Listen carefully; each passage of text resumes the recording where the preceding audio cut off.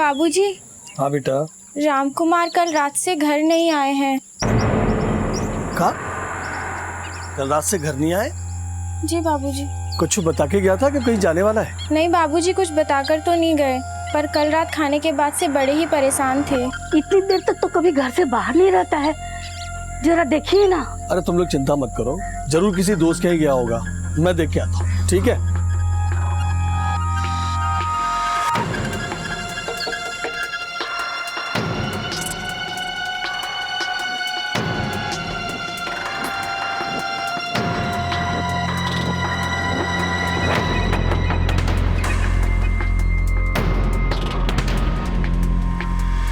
हाँ बिमला मौसी, राम कुमार आया है का?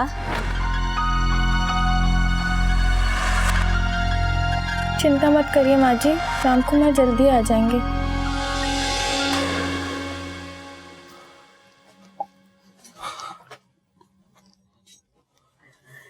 का हुआ, कुछ पता चला का? सब जगह ढूंढ लिया, कुछ पता नहीं चला।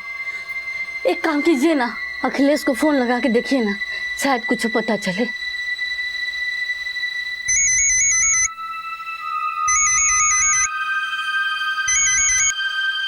हाँ बाबूजी। ये राम कुमार कल रात से घर नहीं लौटा है। हमका काम मालूम बाबूजी, 5 साल से हमरे उका कौनो बातचीत ना है। उका कुछ हुआ करे ना तो हमका फोन मत घुमावा करो। वो जिए चाहे मरे, हमरी बला से हम उकी कौनो खोज खबर नहीं रखते हैं। अब फोन रखो, बाद में बात करो। का बोला अखिलेश? उनको कुछ नहीं पता। एक काम करते हैं, हम पुलिस स्टेशन जाते हैं, पुलिस में रिपोर्ट लिखाते हैं।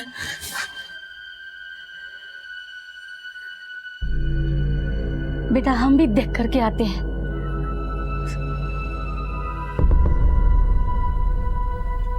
एक कत्ल और एक गुमशुदगी, क्या इन दोनों घटनाओं के तार एक दूसरे से जुड़े हुए थे? मरने वाला कौन था और मारने वाला कौन था? और इस सब में राम कुमार की क्या हिस्सेदारी थी? क्या कातिल राम कुमार ही था जो कत्ल करने के बाद भाग निकला? सवाल कई थे और जवाब एक भी नहीं। राम कुमार के माँ बाप ब्रिजेश्वर और सुमित्रा हर मुमकिन कोशिश कर चुके थे कि कहीं से उनके बेटे का पता चल जाए।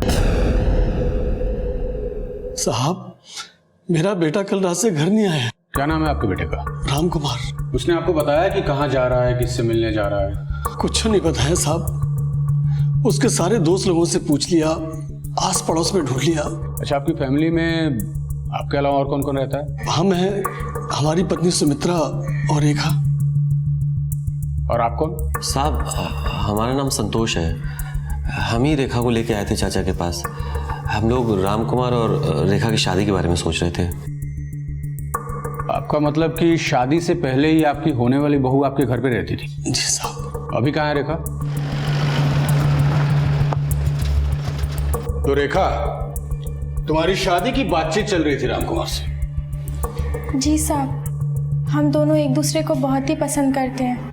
तो तुम्हारे हिसाब से कहाँ गया होगा राम कुमार? वो तो हमको नहीं पता साहब, कल रात से वो बहुत ही परेशान लग रहे थे। क्यों, ऐसा क्या हो गया था?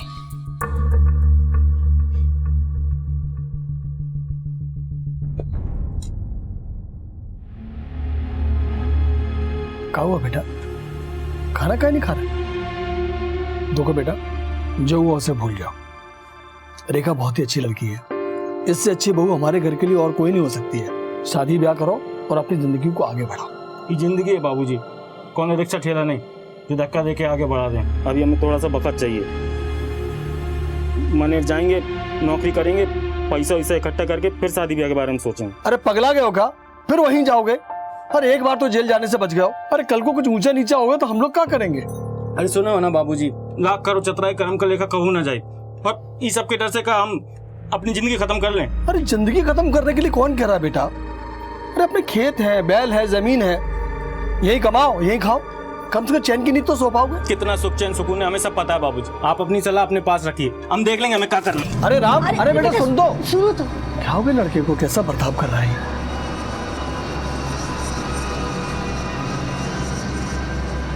सुनिए। परेशान मत करो, हमारा दिमाग बहुत खराब है यहाँ। अरे सुनिए तो, अरे सुनिए तो। वही जो निकले अब तक नहीं आए, बहुत ही गुस्से में थे साहब। हमने सोचा कि हम एक बार पूछ लें, पर वो कहा है ना साहब, हमारी हिम्मत ही नहीं हुआ। मानेर की क्या कहानी है? ऐसा क्या हुआ था कि राम कुमार जेल जाते थे तो बचा? साहब मानेर में बस एक छोटा सा हादसा हो गया था। क्या हुआ था मानेर में?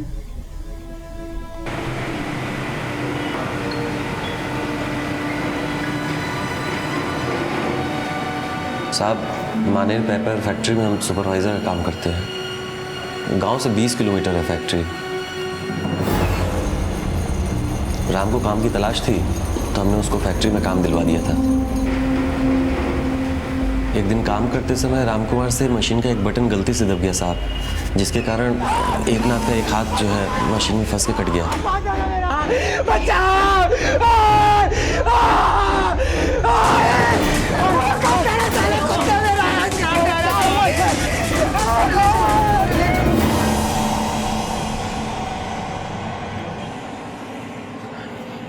राम क्या हुआ? गांव चले जाओ, बाबूजी को तुम्हारी ज़रूरत भी है और यहाँ का जो कुछ भी है ना उसका चिंता मत करो तुम, हम सब संभाल लेंगे। ये लो भैया, रख लो।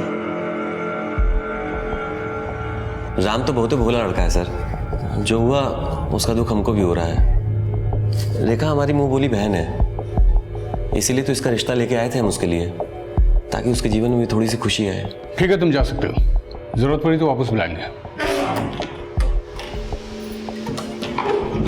मुश्ताक सर, सबसे पहले राम कुमार के मानेर कांड की डिटेल निकालो।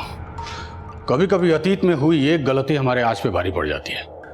हो सकता है राम कुमार का गायब होना भी उस हादसे से जुड़ा हो। और हाँ, राम कुमार के आसपास के लोगों और गांव वालों से पूछताछ करो।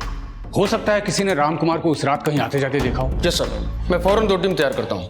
एक टीम के साथ खुद मानेर निकलता हूँ और दूसरी टीम गांव में पूछताछ के लिए भेजता हूँ सर।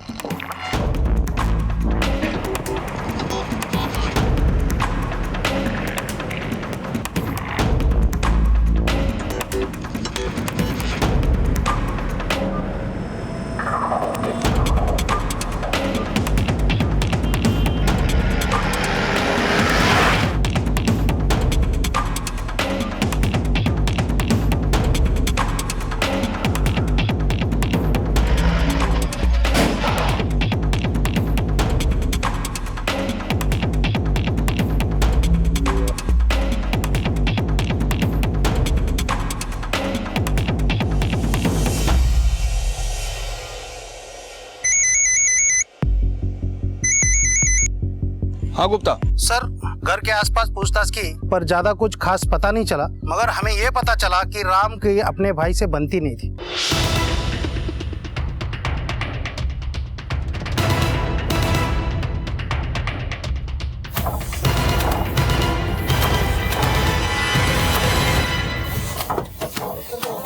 अखिलेश। हाँ साहब, हमारी अखिलेश है। अखिलेश तुम्हारा भाई कल रात से घर नहीं पहुंचा, कोई आइडिया कहाँ होगा? नहीं साहब, वो तो बाबूजी का फोन आया था कि वो घर नहीं लौटा है। वैसे साहब हमारी उससे बनती नहीं थी, हमका कुछ नहीं पता साहब। पता नहीं या फिर बताना नहीं चाहते? ये क्या कह रहे हैं साहब, हमारे कुछ समझ में नहीं आ रहा। मतलब ये है अखिलेश कि तुम्हारे भाई के गायब होने में कहीं तुम्हारा हाथ तो नहीं है? अरे हम काहे करेंगे ये सब, बनती तो इसलिए नहीं थी साहब कि हमारे बाबूजी ने सारी जायदाद तो कर दी उसके नाम, और हमारे हिस्से में आई केवल भीख। और वैसे भी हमारा उससे कौनो मतलब नहीं साहब। हम यहाँ अपने बीवी बच्चन के साथ अच्छे से जिंदगी काट रहे हैं साहब। हम ये सब करके अपनी जिंदगी थोड़ी खराब करेंगे साहब।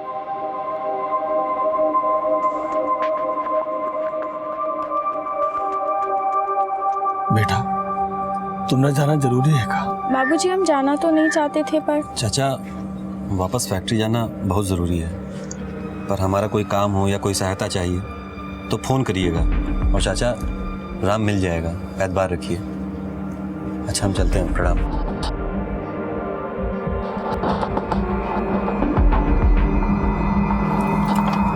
खुश रहो बेटा।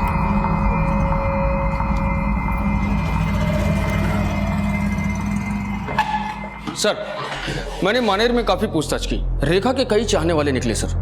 उसका भाई आनंद भी उसी फैक्ट्री में काम करता है जिसमें संतोष काम करता है। सर, दोनों काफी अच्छे दोस्त भी हैं। इसलिए भाई ने बहन को संतोष के साथ रामकुमार के घर भेजा ताकि शादी की बात पक्की हो सके सर। और एक बात और सर, मैंने रामकुमार के भाई अखिलेश से भी बात की। सर, अखिलेश और रामकुमार के बीच बनती तो नहीं थी, लेकिन उसे देखकर ऐसा लगता नहीं कि वो अपने भाई को गायब करवा सकता है सर, क्योंकि उसके घर में एक पत्नी, छोटे छोटे बच्चे भी हैं सर। और ये एकनाथ की क्या रिपोर्ट है? सर एकनाथ भी रेखा को काफी पसंद करता है। सर ये राकेश है, राम कुमार के घर के पास में ही रहता है। इसने उस रात कुछ देखा है सर। क्या देखा था? साहब हम उसको एक आदमी के साथ देखे थे, वो लोग झगड़ा कर रहे थे। अंधेरा ज़्यादा होने के कारण हम उसका चेहरा तो नहीं देख पाए, पर हाँ साहब उसका एक हाथ नहीं था। तो एकनाथ था उस रात उसके साथ। मुश्ताक सर, चलो इस एकनाथ की खोज खबर ली जाए, पता तो चले कि ऐसी क्या जरूरत पड़ गई कि इतनी रात गए इन दोनों को एक साथ मिलना पड़ा। सर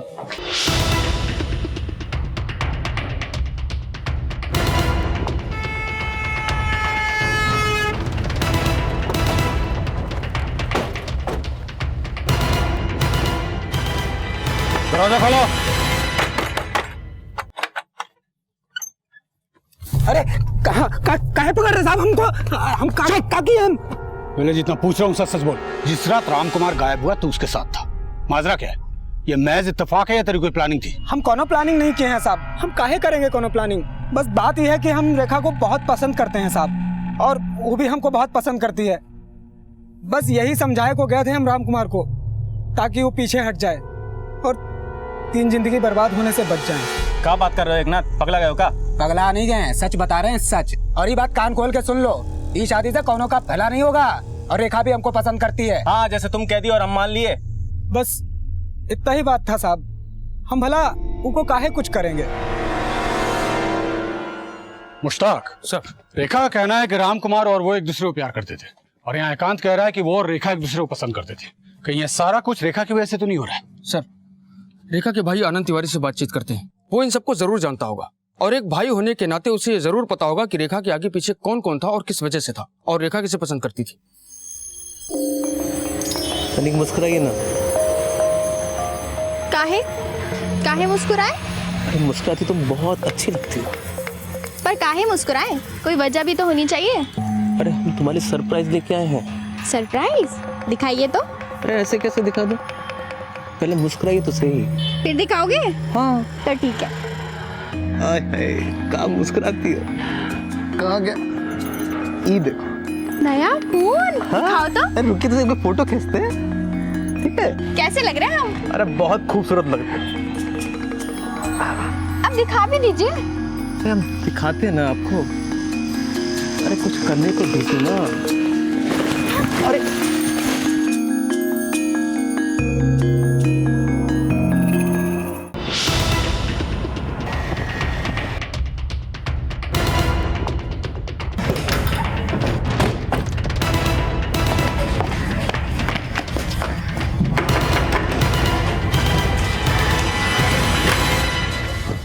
आनंद तिवारी। जी साहब। आनंद जी साहब। तुम्हें राम कुमार में ऐसा क्या दिखा कि तुमने अपनी बहन को सीधा उसके घर ही भेज दिया? रिश्ते की बात ऐसी भी हो सकती थी। साहब हमने राम कुमार को फैक्ट्री में काम करते देखा था, बहुत ही मेहनती लड़का है। हमको लगा कि हमारी बहन के लिए इससे अच्छा रिश्ता हो ही नहीं सकता, इसीलिए हमने संतोष के साथ रेखा को राम कुमार के घर भेजा, ताकि राम कुमार के माँ बाबूजी भी रेखा को देख लें। और ये एकनाथ का क्या चक्कर है? सर वो तो बहुत ही आदमी है साला। सर हमारी बहन पे गंदी नजर डाले बैठा, कई बार वो रेखा को छेड़ा है। बहुत घटिया आदमी है साहब। राम कुमार और रेखा ने एक दूसरे को पसंद कैसे किया? वो दोनों परसा खेड़ा में मिलते थे, वहीं से एक दूसरे को पसंद करने लगे। रेखा भी कहाँ है? सब वो कुछ सामान लाने के लिए बाजार गई। राम कुमार का गायब होना, ये बात मुझे कहीं ना कहीं फैक्ट्री के उस हादसे से जुड़ी लगती है। तुम एक काम करो, हादसे के वक्त जितने लोग भी मौजूद थे उन सबसे पूछताछ करो। सर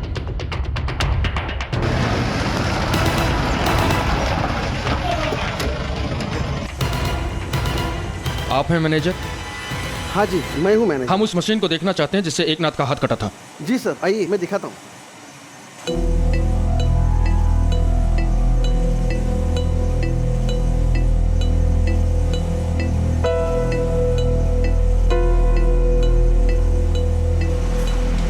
इससे पहले भी इस मशीन के साथ कोई हादसा हो चुका? नहीं साहब, ये ऐसे पहली बार ही हुआ है, ऐसे पहले कभी नहीं हुआ। हमारे सारे मशीन्स की मरम्मत हर महीने होती है। ये जो हादसा हुआ है ना साहब एकनाथ के साथ, ये पहली दफा ही घटा है। साहब उस दिन एकनाथ काफी खोया खोया सा लग रहा था, मतलब उसे संभाल के काम करना चाहिए था, क्योंकि कारखाने में आप देख रहे हैं इतनी बड़ी बड़ी मशीनें हैं, यहाँ हमेशा चौकस रहना बहुत जरूरी होता है। साहब हमको तो ऐसा लगता है राम कुमार ने सब कुछ जानबूझकर किया था।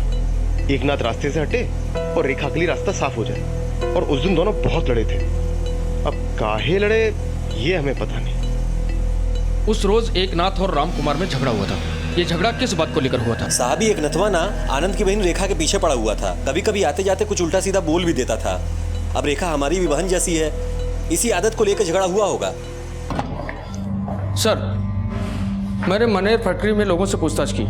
कुछ का कहना है कि उस दिन एकनाथ ही खोया खोया सा था, जिसकी वजह से लापरवाही में उसका हाथ कट गया सर। और कुछ लोगों ने बताया कि एकनाथ और राम कुमार के बीच झगड़ा भी हुआ था सर। ये झगड़ा किस वजह से हुआ था? सर, संतोष ने बताया कि एकनाथ रेखा के पीछे था और उस पर गंदे गंदे कमेंट्स भी पास करता था। झगड़ा इसी बात को लेकर हुआ था। मुश्ताक, कहीं ऐसा तो नहीं कि इसी वजह से एकनाथ को उस मशीन का शिकार बनाया गया?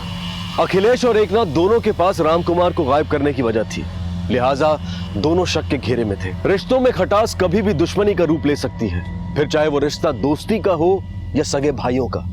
दुश्मनी किसी के लिए भी घातक बन सकती है। पुलिस ने राम कुमार से जुड़े हर इंसान और उसके रिश्ते को खंगालना शुरू कर दिया, क्योंकि इस वक्त छोटे से छोटा सुराग भी बड़ा खुलासा कर सकता था। हाँ सुनो, अरे हमको सब पता उस दिन क्या हुआ था, ठीक है? हाँ, रेखा के बारे में बात करना जरूरी है। नहीं नहीं नहीं नहीं, सिर्फ हम और तुम कारखाने के पीछे 8 बजे के बाद, ठीक है?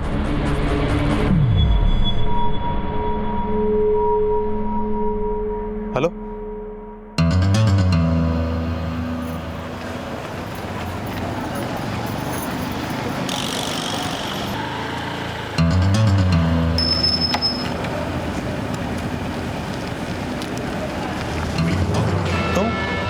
यहाँ क्या कर रही हो? कुछ नहीं, बस थोड़ा टहलने निकल गए थे। इतनी रात को किसी को बुलाई तो नहीं हो यहाँ? नहीं, हम किसे बुलाएंगे? आओ बैठो, छोड़ देते हैं।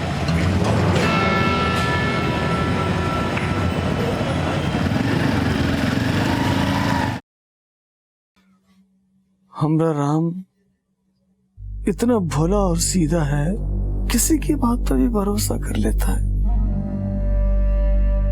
फिर यही सोच के तो हमने अपनी आधी से ज्यादा जायदाद उसके नाम कर दी थी, ताकि उसका भविष्य सुरक्षित हो जाए। अखिलेश को तो हम जानते हैं, होशियार है, अपनी जिंदगी संवार लेगा। पर हमें क्या पता था कि जायदाद के चक्कर में दोनों भाई एक दूसरे के इतने बड़े दुश्मन बन जाएंगे। काश दोनों भाई साथ होते।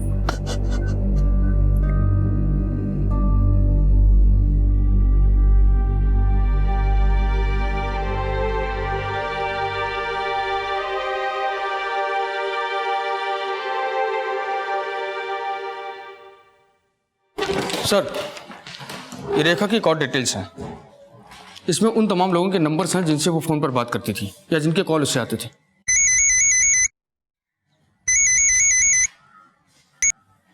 हाँ बोलो। व्हाट?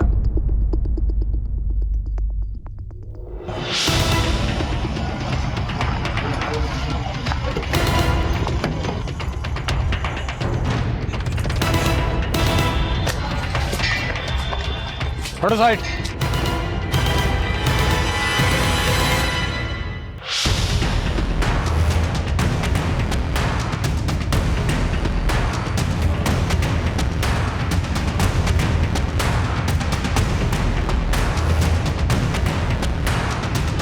सर, ये रही पोस्टमार्टम रिपोर्ट।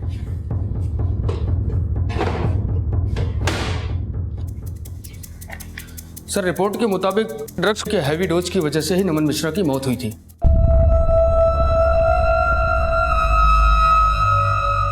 ड्रग्स का हैवी डोज, इसका मतलब नमन ड्रग्स लेता था। मुश्ताक सर, ये बात कुछ पल्ले नहीं पड़ी। नमन एक मजदूर आदमी था। वो कितना भी नशेड़ी हो, लेकिन ड्रग्स जैसी चीज का रेगुलर सेवन करना उसके बस की बात नहीं हो सकती। तुम सबसे पहले यह पता लगाओ कि नमन वाकई ड्रग्स लेता था या नहीं। सर, रिपोर्ट के मुताबिक ड्रग्स के हैवी डोज की वजह से ही नमन मिश्रा की मौत हुई थी।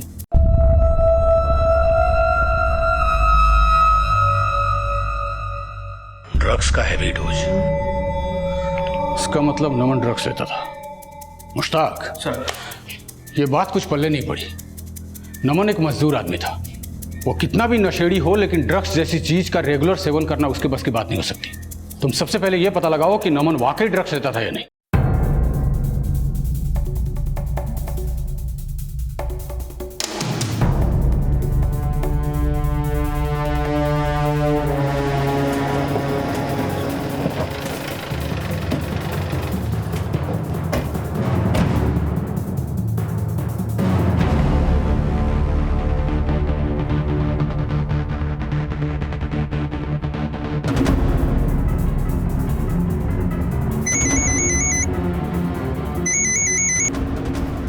हाँ मुश्ताक। सर, नमन के दोस्तों और उसके परिवार वालों से पूछताछ की। उससे ये पता चला कि वो एक नंबर का नशेड़ी था। शराब तो लगभग वो रोज ही पीता था सर। हाँ, मगर ड्रग्स, वो भी इतनी मात्रा में? देखो मुश्ताक, ड्रग्स के लाइट डोज से आदमी बेहोश हो जाता है, तो नमन इतने हैवी मात्रा में ड्रग्स का डोज कैसे ले सकता है?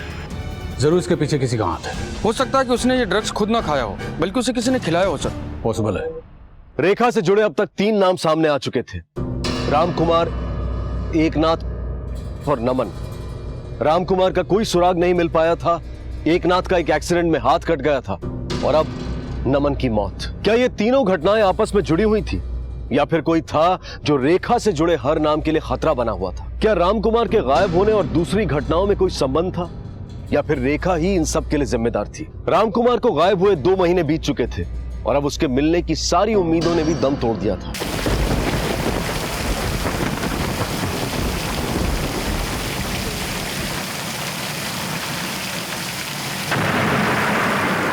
पानी भर गया। हमको ये पानी निकालना पड़ेगा, कहीं ऐसा ना हमारी जमीन बैठ जाए। आज जल्दी अंदर के कमरों को भी देखते हैं, कहीं ऐसा ना इतना पानी वहां भी भरा। हाँ चलिए चल। अरे रामकुमार के कमरे में इतना पानी। सुमित्रा, पानी जल्दी से निकालना पड़ेगा। अरे बाप रे सुमित्रा,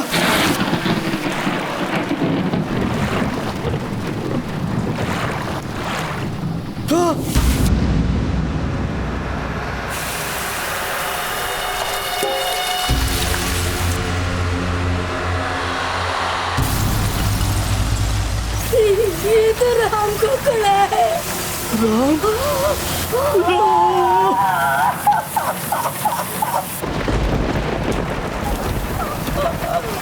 अरे दुनिया में इसको ढूंढ रहे थे हम।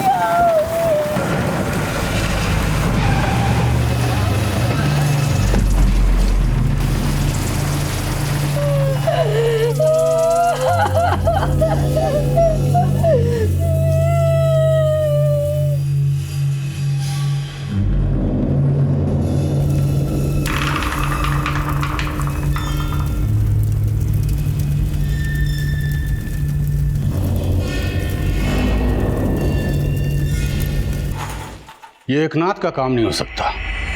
एक हाथ से लाश को वहां तक ले जाना और फिर कब्र खोद कर दफनाना, नॉट पॉसिबल। मुश्ताक, क्या पॉसिबल है कि रामकुमार की लाश उसी के घर में गड़ी हो? इतना सब कुछ हो गया और बाप को खबर तक नहीं। सर, हो सकता है कि सच में उसे पता ना हो, क्योंकि अगर वो इन सब के पीछे होता तो बारिश के बाद भी लाश के बारे में किसी को पता नहीं चलने देता सर। वो तो ठीक है मुश्ताक, लेकिन हमें अपनी तरफ से एक बार ब्रजेशों को टटोलना चाहिए। हो सकता है हमारा अंधेरे में चलाया हुआ तीर सही निशाने पर लग जाए। सर, अरे इससे ज्यादा एक बाप का दुर्भाग्य और क्या हो सकता है साहब, कि उसका जवान बेटा उसके ही घर में दफन रहे, और उसका एक बूढ़ा बाप उसकी कब्र पर 2 महीने तक सोता रहे और उसे पता तक नहीं चला। संभालिए अपने आप को। खूनी जो भी है जल्दी पुलिस की गिरफ्त में होगा। सर, ये राकेश है, अखिलेश का पड़ोसी। रामकुमार के बारे में कुछ है जो ये हमें बताना चाहता है। हाँ बोलो। अखिलेश के बाबूजी अखिलेश के यहाँ बहुत दिन बाद दिखे, इसलिए हमारा ध्यान उन पे गया। अखिलेश, अखिलेश। प्रणाम बाबूजी। खुश रहो।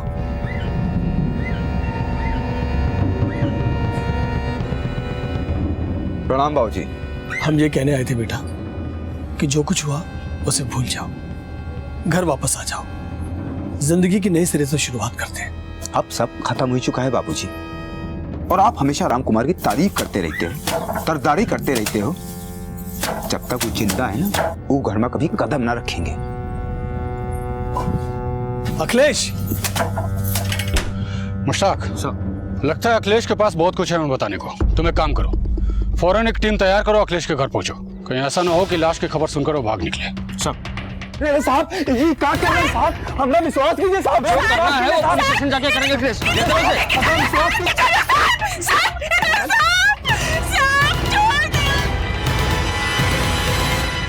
तो बात अब साफ साफ कर लेते हैं और ध्यान रहे कि दोनों सच ही बोलेंगे। अखिलेश, क्या तुम्हारे पिता कभी तुम्हारे घर आए थे? हाँ साहब। और घर लौटने की बात पर तुम दोनों में बहस भी हुई थी? आप साहब गुस्से में तो मुंह से दो चार बातें निकली जाती हैं। बात यह है साहब कि हम राम से चिढ़ते बहुत थे। कहे कि बाबूजी ने सारी जायदाद तो उनके नाम कर दी, जी का वो बर्बाद कर देता। और हमका का दिया? कछु नहीं, बस साहब यह खातिर हम गुस्से में घर छोड़कर बाहर चले गए। तू चाहे कितनी भी दलील दे ले, लेकिन तुझे देखकर लगता नहीं है कि तू कोई दूध का धुला हुआ है। और ब्रिजेश्वर जी, आप कहीं ऐसा तो नहीं कि एक बेटा तो खो ही दिया है तो कम से कम दूसरे को बचा लो? हमारे बेटे आपस में झगड़ा भले ही कर सकते हैं, पर हम इतना जानते हैं कि वो किसी का खून नहीं बहा सकते। आपका ये बेटा क्या कर सकता है ये तो आप अच्छी तरह जानते हैं, लेकिन मैं क्या कर सकता हूँ ये आप नहीं जानते। इसलिए दिमाग की नसों पर जोर दीजिए और सोचिए कि क्या किया, किसने किया और क्यों किया। सर, पोस्टमार्टम रिपोर्ट के मुताबिक राम कुमार की हत्या हुई थी। किसी ने उसे गला घोटकर मार दिया और फिर लाश को दफना दिया। बॉडी जल्दी सड़ने लगी क्योंकि कातिल ने लाश के साथ नमक का भी इस्तेमाल किया था सर। और सर, नमक का इस्तेमाल इसलिए भी किया गया ताकि बदबू को दबाया जा सके। मुझे अभी भी समझ में नहीं आ रहा है कि कोई घर के अंदर कब्र खोद के बॉडी दफना के चला गया और बाप को खबर तक नहीं हुई। मुझे लगता है सबके पीछे अखिलेश का हाथ है और बाप अब अपने इकलौते बेटे को बचाना चाहता है। या ये भी हो सकता है कि राम की मौत की वजह रेखा बनी हो। आखिर उसके भी फैक्ट्री में चाहने वाले बहुत थे। हो सकता है उनमें से कोई आया हो और ये सब करके चला गया हो। मुश्ताक सर, मुझे लगता है कि हमारे हर सवाल का जवाब सिर्फ और सिर्फ रेखा है।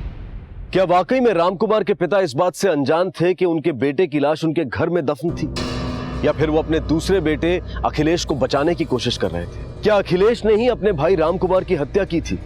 वैसे अखिलेश के अलावा पुलिस की शक की सुई कहीं ना कहीं रेखा पर भी थी।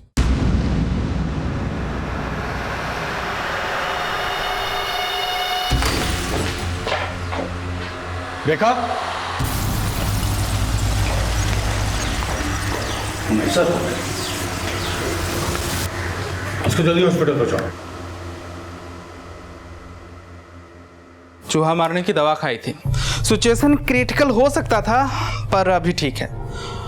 जहर अभी बाहर है पर रिकवर होने में 2 से 3 दिन लग सकते हैं। हाँ तो रेखा, मामला क्या है? ऐसा क्या हुआ कि तुमने चूहे मारने का जहर खा लिया?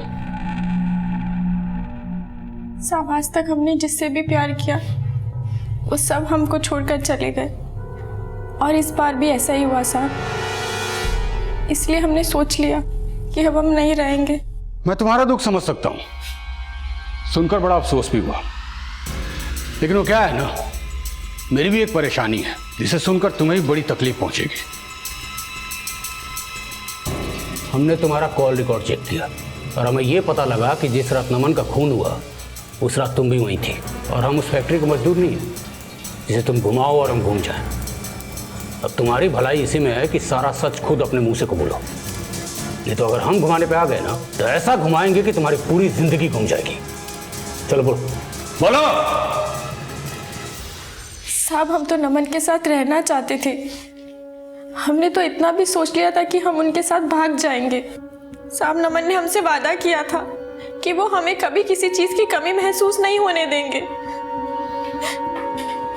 और हाँ साहब, उस रात नमन ने ही हमें वहां बुलाया था।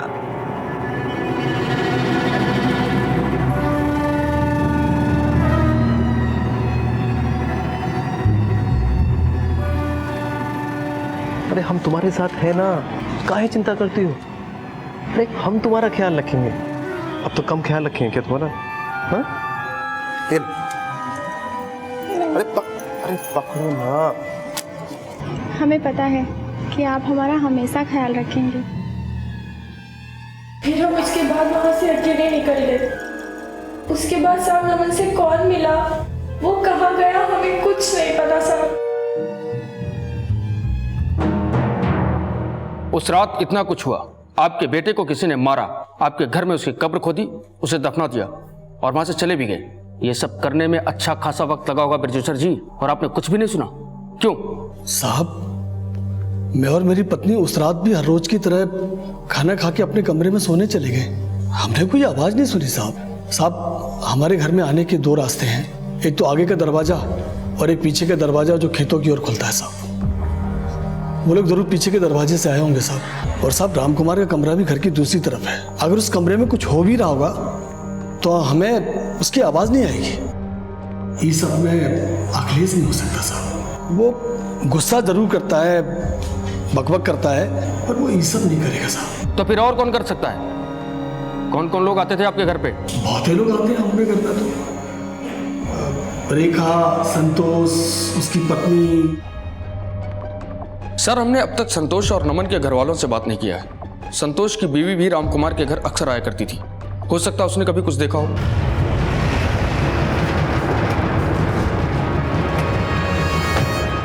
राम कुमार के घर आना जाना होता था तुम्हारा? हाँ साहब जी, वो उनकी माँ बहुत अच्छी है, उनसे मिलाया करती थी। तुम्हारा पति संतोष रेखा का रिश्ता लेकर राम कुमार के यहाँ गया था। कैसी लड़की है वो? अरे उसकी तो बात ही ना कीजिए साहब, उसकी वजह से तो हमारा अच्छा खासा घर बर्बाद हो रहा है। ऐसा क्या कर दिया उसने?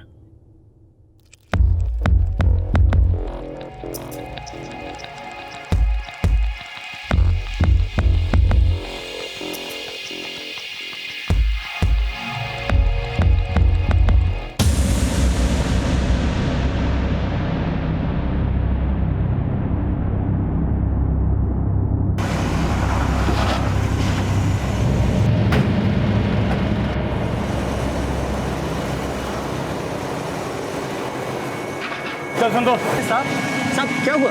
तेरे लिए जेल में एक नया काम ढूंढना है, चक्की पीसने का। अरे अरे हम क्या किए? अरे अरे साहब बोला मत, हमें सब सच पता चल चुका है कि राम कुमार और नमन को तू नहीं मारा है। क्या बोल रहे? हम काहे मारने लगे राम कुमार को? तेरी बीवी ने सारा सच उगल दिया है और तेरे सारे काले कच्चे चिट्टे खुल चुके हैं। रेखा कुछ दिन तेरे घर पे भी रही थी, राइट? और तुम दोनों के बीच कुछ चल भी रहा था और नमन की बीवी ने हमें बताया कि नमन को कोई 5 लाख रुपए देने वाला था और वो शहर से बाहर भी जाने वाला था। तब तेरे हमने कॉल रिकॉर्ड चेक किए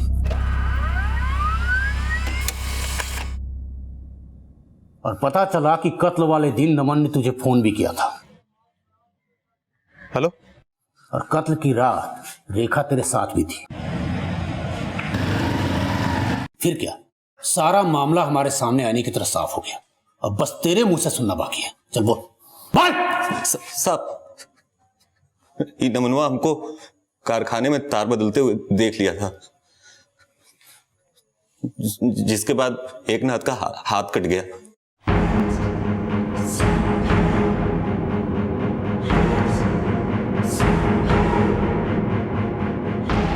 हमको जो करना था हम तो कर गए, लेकिन नमनवा को हम पे शक हो गया था। पूछताछ में तो कुछ बोला नहीं, लेकिन अपना मुंह बंद रखने का हमसे पैसा ईटना चाहता था। हम भी उसको पैसा का लालच दे दिए, वो हमारे जाल में फंस गया।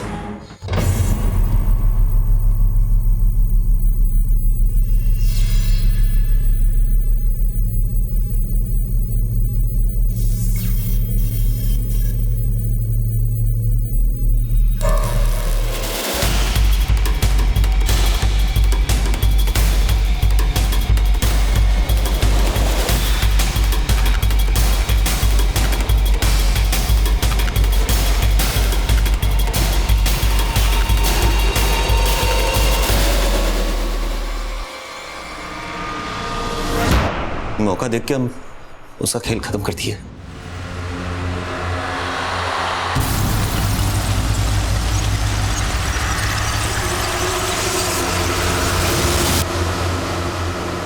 हमको रेखा के पास कोई अच्छा नहीं लगता था। हमारी रेखा सिर्फ हमको हमारे साथ चाहिए थी। इन्होंने हमसे पैसा तो इतना ही चाहता था, साथ ही साथ रेखा भी उसको चाहिए थी। जी का जंजाल बच गया था हमारे। उससे पहले राम कुमार को क्यों मारा? तो भैया हम बता रहे थे ना, राम से बेहतर लड़का रेखा के लिए और कोई नहीं है हमारी नजर में। हम भी उसको देखे हैं फैक्ट्री में काम करते हुए। बड़ा मेहनती और ईमानदार लड़का है। तो कहो तो बात चलाए। अरे भैया, नेकी और पूछ पूछ। चलो बात पक्की है, हम बात करते हैं उससे। हम रेखा को राम कुमार के यहाँ छोड़ाए। हमको लगा कि रेखा राम कुमार के यहाँ रहेगी तो किसी को शक भी नहीं होगा और हम लोग मिलते जुलते रहेंगे।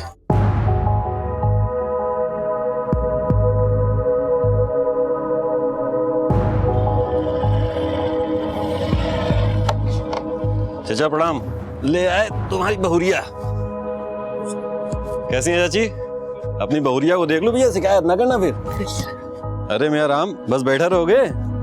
उठो तो देखो, ले आए। कैसी है? पसंद आई? पर 3 दिन में ही हमको उसकी याद सताने लगी।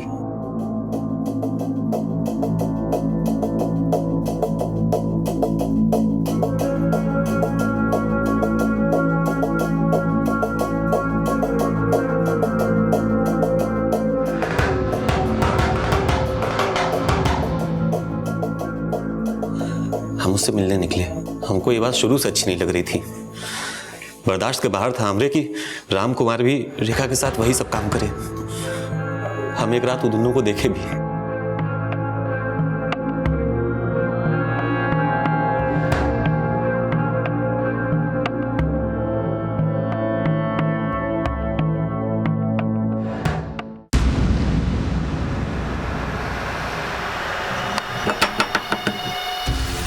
इस वक्त कौन आया होगा? पता नहीं, तुम अंदर जाओ, मैं देखता हूँ।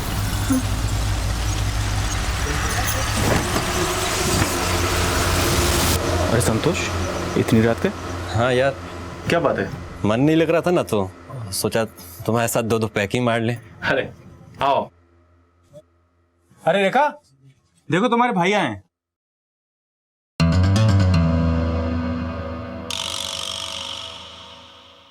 तुम दोनों भाई बहन बैठ के बात करो, मैं कुछ खाने पीने का इंतजाम करता हूँ।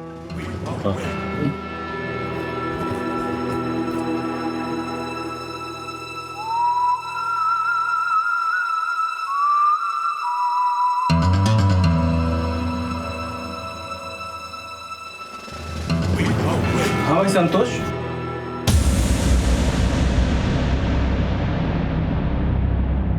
फिर हमने सोचा कि राम कुमार ये बात सबको बता देगा। अरे बस तुम्हें गलत फहमी हो रही है ना? मेरी शादी? अरे नहीं यार, तू गलत समझ रहा है। मैं गलत समझ रहा हूँ।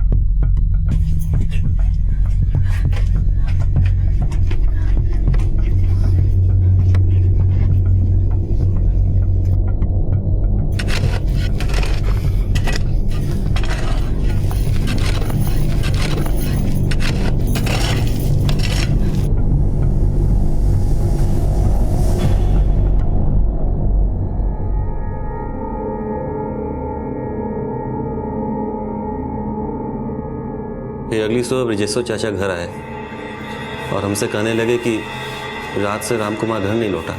यही वो मौका था साहब जब हम ब्रिजेश्वर चाचा के साथ हो लेते और इससे किसी को हम पे शक भी नहीं होता। लाश में से बदबू ना आए और जल्दी से सड़ जाए, इसके लिए हमने कवर फिर से खोदी। उसमें नमक डाल दिया और फिर से कवर फाड़ दी।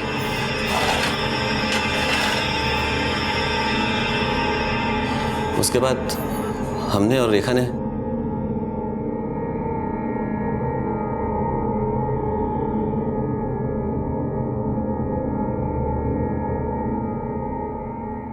रामकुमार और उसके पिता को संतोष पर पूरा भरोसा था और संतोष ने उनके इसी भरोसे का फायदा उठाकर अपने मकसद को कामयाब करना चाहा। संतोष अपने पहले गलत कदम को कारगर बनाने के लिए एक के बाद एक गलत कदम उठाता गया और नतीजा रामकुमार को अपनी जान से हाथ धोना पड़ा। जब जुर्म का काला पर्दा किसी की आंखों पर पड़ता है तो सही और गलत का फर्क खत्म हो जाता है और वो इंसान अपने गलत इरादों को पूरा करने के लिए किसी भी हद तक चला जाता है। ठीक वैसे ही जैसे रेखा और संतोष ने किया। अक्सर जब दिल में गलत अरमान पलते हैं तो अंजाम बुरा ही होता है। रेखा और संतोष भी अपने ऐसे ही गलत अरमानों की वजह से कातिल बन गए और आज दोनों जेल की सलाखों के पीछे हैं।